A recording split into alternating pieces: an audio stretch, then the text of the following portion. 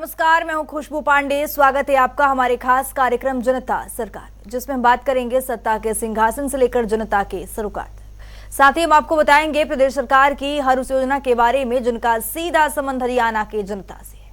जो योजनाएं प्रदेश के विकास को नई गति प्रदान करेंगी और हरियाणा की जनता का चहुमुखी विकास भी करेंगी, ताकि प्रदेश की जनता तरक्की की राह पर आगे बढ़े और हरियाणा प्रदेश निरंतर उन्नति की नई ऊंचाइयों को छूता हुआ प्रगतिशील रहे। तो अगले 30 मिनट तक बने रहिए हमारे साथ और देखते रहिए जनता सरकार।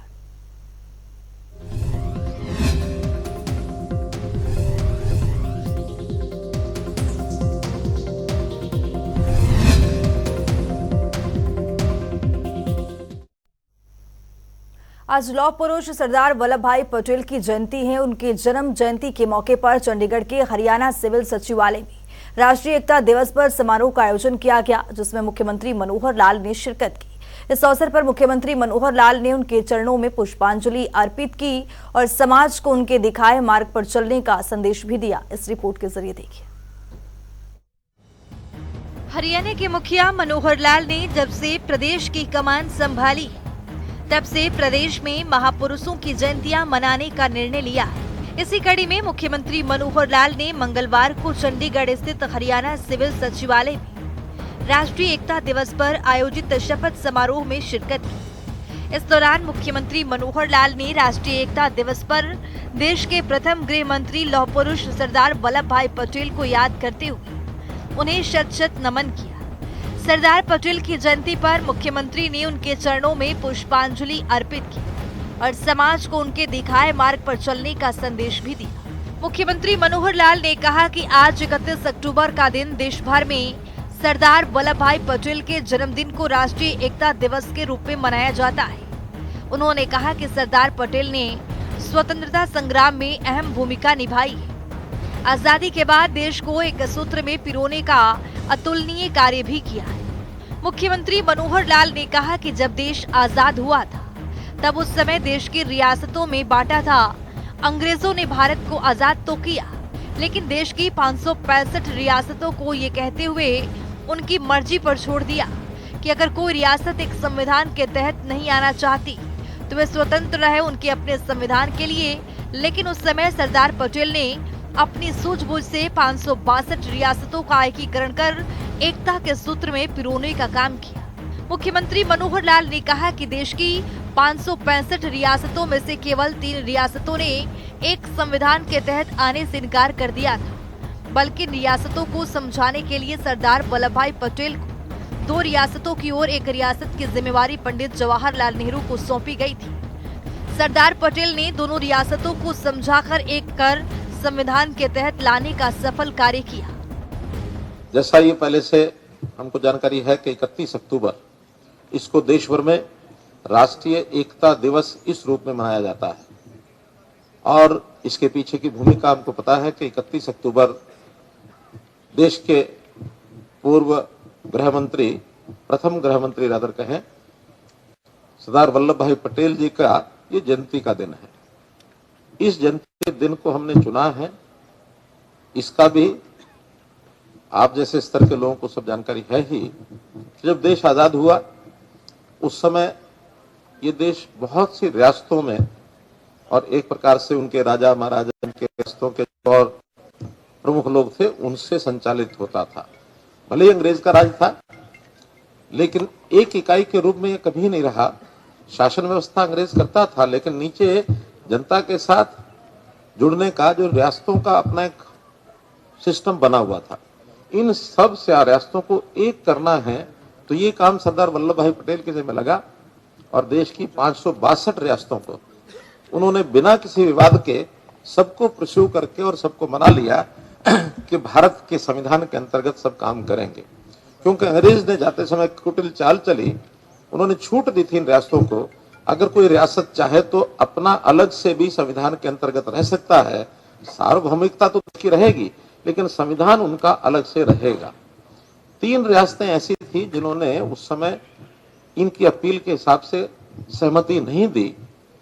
उन 3 को भी बाद में एक करने के लिए एक पंडित नेहरू जी के जिम्मे लगी, 2 सरदार वल्लभ भाई पटेल जी के जिम्मे लगी। मुख्यमंत्री मनोहर लाल ने कहा कि लंबे समय बाद जब देश को नरेंद्र मोदी के रूप में प्रधानमंत्री मिला तो उन्होंने बिना किसी विवाद के धारा 370 और 35A को समाप्त कर जम्मू एवं कश्मीर को भारत का अभिन्न अंग बनाकर पूरे देश को एकता के सूत्र में पिरोया। वर्तमान देश के प्रधानमंत्री नरेंद्र मोदी जी ने उस बचे हुए काम को अब आकर के इस काल में समाप्त किया। धारा 370, 35A ये दोनों, और ये भी वैसा ही बिना किसी विवाद के, बिना किसी, वरना तो लोग बहुत तरह की भय भावना दिखाते थे, 370 खत्म करेंगे तो ये हो जाएगा, वो हो जाएगा, लेकिन पार्लियामेंट में जाकर के 370 को समाप्त करने का एक निर्णय लिया, निष्प्रभावी कर दिया। अब जम्मू कश्मीर भी वैसा ही एक अंग जैसे बाकी प्रदेश है, उसी प्रकार के यानी संबंध अब भारतवर्ष के यानी एक संघ के नाते जम्मू कश्मीर भी एक भाग हो गया। मुख्यमंत्री ने कहा कि सरदार पटेल की ओर से देश की एकता और अखंडता के लिए दिए गए अतुलनीय योगदान को याद करते हुए गुजरात में एक भव्य स्मारक बनाया गया है, जहां सरदार पटेल की विश्व का सबसे ऊंचा स्टैचू स्थापित किया गया है। इसका नाम स्टैचू ऑफ यूनिटी रखा गया है, जो भावी पीढ़ियों के लिए एकता का प्रतीक है। शपथ समारोह में मुख्यमंत्री ने कार्यक्रम में उपस्थित अधिकारियों एवं कर्मचारियों को राष्ट्र की एकता एवं अखंडता की शपथ दिलवाई है। मैं सत्य निष्ठा से शपथ लेता हूं कि मैं राष्ट्र की एकता, अखंडता और सुरक्षा को बनाए रखने के लिए स्वयं को समर्पित करूंगा। अपने देशवासियों के बीच ये संदेश फैलाने का भी भरसक प्रयत्न करूंगा। मैं ये शपथ अपने देश की एकता की भावना से ले रहा हूँ, जिसे सरदार वल्लभ भाई पटेल की दूरदर्शिता एवं कार्य की ओर से संभव बनाया जा सका है। मैं अपने देश की आंतरिक सुरक्षा सुनिश्चित करने के लिए अपना योगदान करने का भी सत्यनिष्ठा से संकल्प करता हूँ। राष्ट्रीय एकता दिवस के इस उपलक्ष्य में पूरे देश भर में आज लाखों लोग, करोड़ों लोग, चाहे वो जनता से हो, चाहे अधिकारी कर्मचारी इस नाते से, सब इस शपथ को दोहरा रहे हैं। मैं बोलता हूँ, पीछे बोलेंगे। मैं सत्यनिष्ठा से शपथ लेता हूं कि मैं राष्ट्र की एकता, अखंडता और सुरक्षा को बनाए रखने के लिए स्वयं को समर्पित करूंगा और अपने देशवासियों के बीच यह संदेश फैलाने का भी भरसक प्रयत्न करूंगा।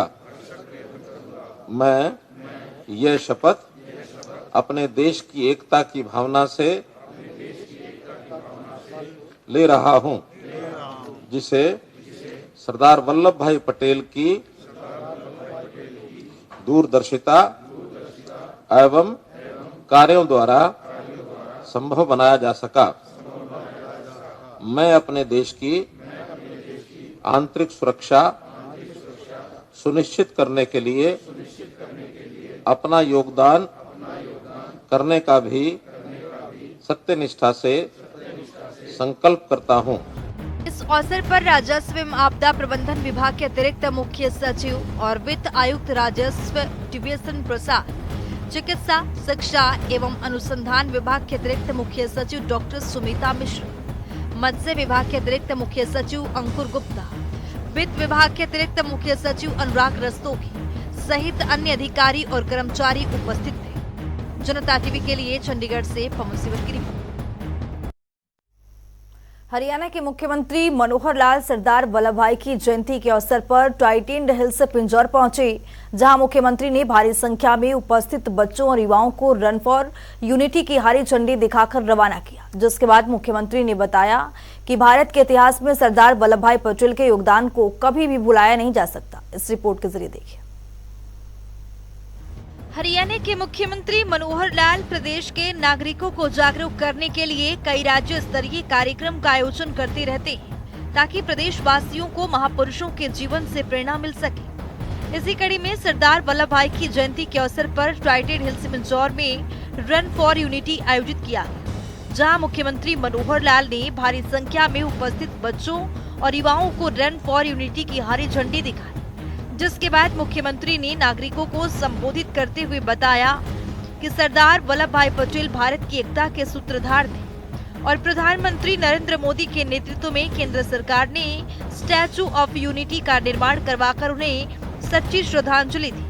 वहीं लौह पुरुष वल्लभ भाई पटेल की जयंती के अवसर पर मुख्यमंत्री मनोहर लाल ने उन्हें नमन करते हुए कहा कि प्रतिवर्ष 31 अक्टूबर को रन फॉर यूनिटी का आयोजन देश भर में किया जाता है, जिसमें लाखों करोड़ों की संख्या में बच्चे, महिला, पुरुष, युवा, बुजुर्ग बढ़ चढ़ कर भाग लेते और देश की एकता और अखंडता का संदेश देते। मुख्यमंत्री ने कहा कि उनका सौभाग्य है कि पिछले कई वर्षों से उन्हें हर वर्ष किसी न किसी स्थान पर इस आयोजन में शामिल होने का अवसर मिलता है, बल्कि ये पहला अवसर है जब शिवालिका की तलहटी में बसे पंचकूला की इन वादियों में हर्षोल्लास के वातावरण में मनोहर कार्यक्रम का आयोजन किया गया है। मित्रों, जैसा हमको मालूम है कि 31 अक्टूबर हर वर्ष run for unity Sardar Vallabh भाई पटेल जी की जयंती के दिन सारे देश भर में होती है। लाखों करोड़ों लोग, छोटे बड़े, महिला, पुरुष, नौजवान, बूढ़े, सब इसमें भाग लेते हैं। मेरा ये सौभाग्य है कि पिछले कई वर्षों से मुझे भी हर यानी वर्ष किसी न किसी स्थान पर रहने का मौका मिलता है। आज पंचकुला के इस क्षेत्र के अंदर और एक प्रकार की एक बड़ी यात्रा पहली बार इस क्षेत्र में मुझे लगता हुई है। इसका एक संदेश यही है कि देश को आजाद कराने वाले रणबांकुरों ने अपने बलिदान दे करके बड़ी मुश्किल से आजादी ली है। इसकी एकता और अखंडता ये हमेशा बनी रहे, ये भाव लोगों के, नागरिकों के मन में आता रहे। सरदार वल्लभ भाई पटेल इसके एक प्रतीक के रूप में उनकी जयंती का दिन इसलिए चुना है कि जब देश आजाद हुआ उस समय 562 रियासतों में ये देश बटा हुआ था। उन्होंने बिना किसी विवाद के सब लोगों को तैयार किया। राजे महाराजे, छोटे बड़े, रियासतों के सारे जितने मंसूबेदार थे, उन सबको भारत के संविधान के अंतर्गत, शासन व्यवस्था के अंतर्गत आने के लिए राजी किया और सब लोग राजी हुए और उसी एकता और अखंडता को यानी एक प्रकार से उस प्रतीक के रूप में आज उनके जन्मदिन पर हम राष्ट्रीय एकता दिवस मनाते हैं। आज का इस कार्यक्रम में बहुत ही प्रसन्नता हुई कि हजारों नौजवान, स्कूलों के बच्चे, कॉलेज के बच्चे, बाकी सब लोग आज की इस दौड़ में शामिल हुए हैं। इस मौके पर मुख्यमंत्री मनोहर लाल ने बताया कि भारत के इतिहास में सरदार वल्लभ भाई पटेल के योगदान को कभी भुलाया नहीं जा सकता। वे नवीन भारत के निर्माता थे और देश की आजादी के संघर्ष में उन्होंने जितना योगदान दिया उससे ज्यादा योगदान उन्होंने स्वतंत्र भारत को एक करने में दिया। उन्होंने कहा कि भारत की आजादी के समय देश छोटी बड़ी रियासतों में बटा हुआ था और उन्होंने निर्विवाद तरीके से सभी रियासतों को एक सूत्र में पिरोकर संविधान के तहत कायम व्यवस्था में लगाकर देश की एकता और अखंडता को सुनिश्चित किया है। इसके साथ ही मुख्यमंत्री मनोहर लाल ने बताया कि रन फॉर यूनिटी मात्र एक दौड़ नहीं है, बल्कि देश के हर नागरिक में एकता और अखंडता की भावना से ओतप्रोत करती है और देश के लिए मर मिटने का जज्बा पैदा करती है। मुख्यमंत्री ने बताया कि आज कई विदेशी ताकतें भारत को कमजोर करने का प्रयास कर रही हैं, लेकिन हमने संकल्प लिया है कि अपने देश पर किसी को भी नजर उठाकर देखने नहीं देंगे। कार्यक्रम में मुख्यमंत्री मनोहर लाल ने कहा कि प्रधानमंत्री नरेंद्र मोदी भी लौह पुरुष सरदार वल्लभ भाई पटेल से कम नहीं है। प्रधानमंत्री नरेंद्र मोदी ने देश हित में अनेक कड़े फैसले लिए और देश की जनता ने उन फैसलों को सहर्ष स्वीकार किया है। साथ ही मुख्यमंत्री ने कहा कि देश हित में प्रधानमंत्री ने जम्मू कश्मीर से धारा 370 और 35A को खत्म करने का ऐतिहासिक निर्णय लिया है, जिसे हर देशवासी ने सराहा है। रन फॉर यूनिटी कार्यक्रम में आज लाखों करोड़ों की संख्या के अंदर सब मिलकर के, चाहे महिलाएं हो, पुरुष हो, बच्चे हो, जवान हो, बूढ़े हो, सब इस समय ये कार्यक्रम कर रहे हैं। आज की एक दौड़ कोई दौड़ नहीं है, ये एक संदेश है। ये संदेश है देश की एकता और अखंडता का। आज हम बाद में संकल्प भी लेंगे। हमारा देश बहुत कुर्बानियों के बाद आजाद हुआ। इस देश को तोड़ने की कोई नजर टेढ़ी नजर से देखे, उसका मुकाबला करने के लिए उसकी आंखों में आंख डाल करके कुछ भी करने के लिए तैयार रहेंगे। देश की एकता को नहीं टूटने देंगे। मित्रों, भाइयों, बहनों, आज कि हमारे देश के प्रधानमंत्री श्री नरेंद्र मोदी जी भी उस लोह पुरुष से कम नहीं है जिन्होंने इस देश की एकता को तोड़ने के लिए जम्मू कश्मीर में बैठी ताकतें उनको परास्त किया और धारा 370 और 35A को उसी प्रकार से समाप्त किया जैसे सरदार वल्लभ भाई पटेल ने 1947 में किया था। इस भाव भावना को सरदार वल्लभ भाई पटेल उनकी अमरता को बनाए रखने के लिए और नरेंद्र भाई मोदी ने इतना बड़ा एक संदेश देने वाला एक स्टैच्यू ऑफ यूनिटी गुजरात के अंदर हमको मालूम ये बनाया है और उस स्टैच्यू ऑफ यूनिटी का ऐसा मैं तो सुन गया हूँ, देख के आया हूँ, देखते ही बनता है उस स्टैच्यू ऑफ यूनिटी। एकता की वो मूर्ति 240 मीटर ऊंची है वो मूर्ति भाइयों बहनों, 240 मीटर। कहा कि लौह पुरुष सरदार वल्लभ भाई पटेल को सच्ची श्रद्धांजलि दी। सीएम ने कहा कि प्रधानमंत्री नरेंद्र मोदी ने गुजरात के केवड़िया में सरदार वल्लभ भाई पटेल की विश्व की सबसे ऊंची भव्य प्रतिमा स्थापित करने का कार्य किया है। इस प्रतिमा से देश का गौरव विश्व भर में बढ़ा है। उन्होंने युवाओं और बच्चों से आह्वान किया है कि उन्हें जब भी गुजरात जाने का अवसर मिले तो वे सरदार वल्लभ भाई पटेल की इस प्रतिमा का अवश्य अवलोकन भी करें। इस अवसर पर उन्होंने उपस्थित जनसमूह को राष्ट्र की एकता, अखंडता, सुरक्षा को बनाए रखने की शपथ दिलवाई, जिस पर विशेष अधिकारी पंकज नैन, उपायुक्त सुशील सारवार, पुलिस उपायुक्त सुमेर प्रताप सिंह, अतिरिक्त उपायुक्त वर्षा खंगवार सहित अन्य जिला प्रशासन के अधिकारी और अन्य अधिकारी मौजूद रहे। जनता टीवी के लिए पवन सिवर की रिपोर्ट। मुख्यमंत्री मनोहर लाल ने आज टाइटन हिल्स पिंजौर में आयोजित रन फॉर यूनिटी में मुख्य अतिथि के रूप में शिरकत की। इस अवसर पर मुख्यमंत्री ने कालका में चल रहे विभिन्न विकास कार्यों की प्रगति की समीक्षा भी की है। इस रिपोर्ट के जरिए देखिए।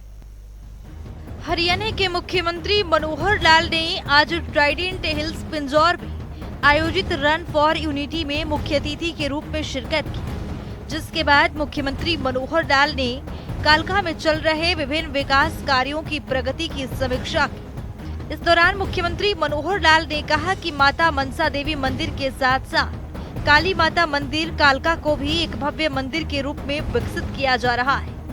उन्होंने कहा कि श्रद्धालुओं की सुविधा के लिए काली माता मंदिर कालका के साथ लगती भूमि पर पार्किंग स्थल का निर्माण किया जाएगा। सीएम मनोहर लाल ने कहा कि काली माता मंदिर कालका श्रद्धालुओं की आस्था का प्रतीक है और यहाँ श्रद्धालु माता के दर्शन के लिए आते। ओल्ड पिंजौर परवाड़ू रोड पर वाहनों की अधिक आवाजाही को देखते हुए मंदिर में आने वाले श्रद्धालुओं को वाहनों की पार्किंग में किसी तरह की असुविधा न हो, इसके लिए जल्दी पार्किंग की व्यवस्था की जाएगी। उन्होंने संबंधित अधिकारियों को पार्किंग निर्माण की प्रक्रिया को जल्द ही शुरू करने के निर्देश भी दिए। इससे पहले कि मुख्यमंत्री ने पिंजौर स्थित अमरावती पुल का निरीक्षण कर बारिश के कारण हुए नुकसान का जायजा लिया। मुख्यमंत्री ने संबंधित अधिकारियों को निर्देश दिए कि इस संबंध में जल्द ही एक विस्तृत कार्य योजना तैयार की जाए ताकि भविष्य में इस प्रकार की घटनाओं की पुनरावृत्ति न हो। इस अवसर पर उपायुक्त सुशील सारवार, नगर निगम आयुक्त सचिन गुप्ता, अतिरिक्त उपायुक्त वर्षा खंगवार, पूर्व विधायिका लतिका शर्मा, काली माता मंदिर कालका के सीईओ अशोक बंसल सहित अन्य विभागों के संबंधित अधिकारी मौजूद थे। जनता टीवी के लिए पवन सिवर की रिपोर्ट। हरियाणा के मुख्यमंत्री मनोहर लाल की अध्यक्षता में हरियाणा राज्य सूखा राहत और बाढ़ नियंत्रण बोर्ड की 55वीं बैठक हुई, जिसमें मुख्यमंत्री ने 1205 करोड़ रुपए के बजट के साथ 404 बाढ़ नियंत्रण योजना को यहां पर स्वीकृति प्रदान की है। इस रिपोर्ट के जरिए देखिए। हरियाणा के मुख्यमंत्री मनोहर लाल निरंतर नागरिकों को योजनाओं के जरिए सुविधाएं प्रदान कर रहे हैं ताकि प्रदेश में रहने वाले हर एक नागरिक का परिवार खुशहाल और सुखी जीवन जी सके। इसी कड़ी में मुख्यमंत्री मनोहर लाल की अध्यक्षता में हरियाणा राज्य सूखा राहत और बाढ़ नियंत्रण बोर्ड की 55वीं बैठक की गई। इस बैठक में कुल 1205 करोड़ रुपए के बजट वाली योजनाओं को मंजूरी प्रदान की गई, जिसमें हरियाणा सरकार की ओर से राज्य में बाढ़ नियंत्रण उपायों को और मजबूत करने के उद्देश्य से 604 नई बाढ़ नियंत्रण योजनाओं को सैद्धांतिक रूप से मंजूरी प्रदान की गई। बैठक के दौरान मुख्यमंत्री ने सभी उपायुक्तों को निर्देश देते हुए बताया कि वे बाढ़ के खतरे को कम करने के लिए बांध निर्माण के लिए अपने अपने जिलों के स्थानीय लोगों से मांग पत्र लें। साथ ही मुख्यमंत्री ने कहा कि पंचायत का प्रस्ताव संबंधित मंडल आयुक्तों के माध्यम से मुख्यालय में भेजने का भी निर्देश दिया। वहीं बैठक में नहरों, नदियों या नालों से गाद निकालने के संबंध में मुख्यमंत्री ने कहा कि कितनी गहराई पर गाद या रेत निकालने का काम किया जाना चाहिए। इसके लिए एक निर्धारित मानक स्थापित करने का सुझाव दिया। मुख्यमंत्री ने बताया कि एक निर्दिष्ट गहराई तक गाद निकालने की जिम्मेदारी सिंचाई विभाग की होगी। अगर गाद का स्तर उस बिंदु से नीचे है तो खनन विभाग इसकी जिम्मेदारी लेगा। इसके अलावा उन्होंने ये भी सुझाव दिया है कि विभाग मानसून के मौसम के दौरान बाढ़ को रोकने के लिए नहरों या नालों में न्यूनतम जल प्रवाह क्षमता निर्धारित करे। इस दृष्टिकोण का उद्देश्य इन जल निकायों में गाद और जल प्रवाह के प्रबंधन में सुधार करना है। इसके साथ ही मुख्यमंत्री मनोहर लाल ने सभी उपायुक्तों को एक निर्धारित समय सीमा के भीतर सभी बाढ़ नियंत्रण योजनाओं का जल्द कार्यान्वयन सुनिश्चित करने के निर्देश भी दिया। मुख्यमंत्री ने कहा कि जल संरक्षण को प्राथमिकता देना और वर्षा जल के पुनः उपयोग के महत्व पर जोर देना ये बहुत ही ज्यादा महत्वपूर्ण है। इससे न केवल बाढ़ प्रबंधन बल्कि उपायों को मजबूती मिलेगी, बल्कि भूजल पुनर्भरण और शुष्क क्षेत्रों में जल संसाधन के कुशल उपयोग को भी सहयोग मिलेगा, जिससे स्थायी जल प्रबंधन प्रथाओं को बढ़ावा मिलेगा। बैठक में मुख्यमंत्री मनोहर लाल ने किसी भी प्रतिकूल स्थिति को रोकने के लिए सक्रिय उपायों की आवश्यकता पर बल देते हुए कहा कि बाढ़ से जान और माल दोनों की महत्वपूर्ण क्षति हो सकती है। इसी उद्देश्य को प्राप्त करने के लिए हरियाणा राज्य सूखा राहत और बाढ़ नियंत्रण बोर्ड की बैठक हुई। अब साल में 2 बार बैठक बुलाई जाती है ताकि ये सुनिश्चित किया जा सके कि बाढ़ से संबंधित सभी कार्यों को पहले ही अंतिम रूप दे दिया जाए। मुख्यमंत्री ने कहा कि ये बैठक मूल रूप से निर्धारित समय से 3 महीने पहले आयोजित की जा रही है, जो जल्दी तैयारी और आपदा की रोकथाम के लिए सरकार की प्रतिबद्धता को दोहराती है। बैठक में मुख्य सचिव संजीव कौशल, मुख्यमंत्री के मुख्य प्रधान सचिव राजेश खुलर, मुख्यमंत्री के प्रधान सचिव उमाशंकर, मुख्यमंत्री के अतिरिक्त प्रधान सचिव डॉक्टर अमित अग्रवाल सहित कई अधिकारी मौजूद रहे। जनता टीवी के लिए चंडीगढ़ से पवन सिवर की रिपोर्ट। तो चलिए जान लेते हैं आज के सवाल का विजेता कौन है।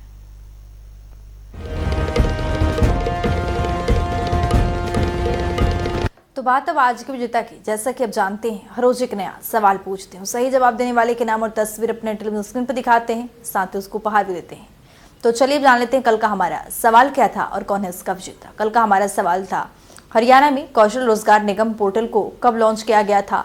इसका सही जवाब है ए, 1 नवंबर 2021। ढेरों जवाब आए, लेकिन आज के हमारे विजेता हैं मोहन लाल शर्मा हिसार से। मोहन लाल शर्मा जी, आपको बहुत बहुत बधाई। तो एक बार फिर से पूछेंगे आज का सवाल, देखते रहिए जनता टीवी।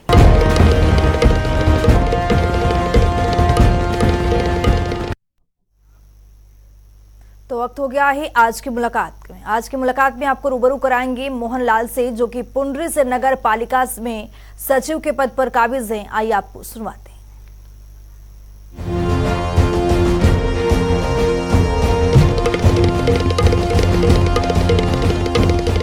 शहरी स्वामित्व योजना के तहत जो भी हमारे किराएदार हैं, दुकान के, प्लॉट के, जो लगभग 20 साल पुराने जो किराएदार हैं ना, उनको मालिकाना हक दिया जा रहा है हरियाणा सरकार द्वारा। जो आज की डेट में वर्तमान कीमत के कलेक्टर रेट पर नगर पालिका पुंडरी में लगभग 62 टोटल दुकानें हैं, जिसमें से 20 ने आवेदन किया है। उसमें से हमने 6 की जो रजिस्ट्री है मालिकाना हक दिया जा चुका है। जिन्होंने भी सब ऑनलाइन पोर्टल पे है, तो कईयों की अप्रूवल डीएमसी सर के पास भेजी गई है जो नए आवेदन हैं, और जिनकी अप्रूवल आ चुकी है उनको डिमांड नोटिस दिए जा चुके हैं। इस समय अवधि नहीं है, वो सब ऑनलाइन है। उसमें बिल्कुल बाकायदा 25% जैसे ही अप्रूवल होती है 25% पैसे 15 दिन के अंदर जमा करवाने होते हैं। जो लास्ट जो 75% पैसे हैं वो 3 महीने के अंदर जमा करवाने होते हैं। जैसे ही पैसे जमा हो गए तुरंत उनको सेल डीड करवा दी जाती है।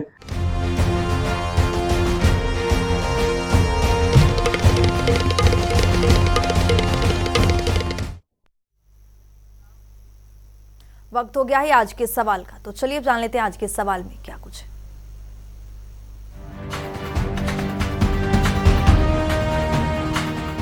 हर रोज की तरह हाजिर हूँ आज का सवाल लेकर। जैसा कि आप जानते हैं, हर रोज एक नया सवाल पूछते हैं, सही जवाब देने वाले के नाम और तस्वीर अपने टेलीविजन स्क्रीन पर दिखाते हैं, साथ ही उसको उपहार भी देते हैं।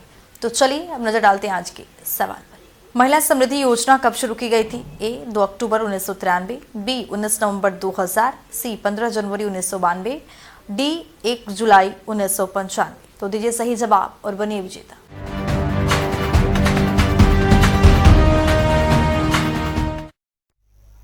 तो हमारे खास कार्यक्रम जनता सरकार में आज के लिए इतना ही। नमस्कार।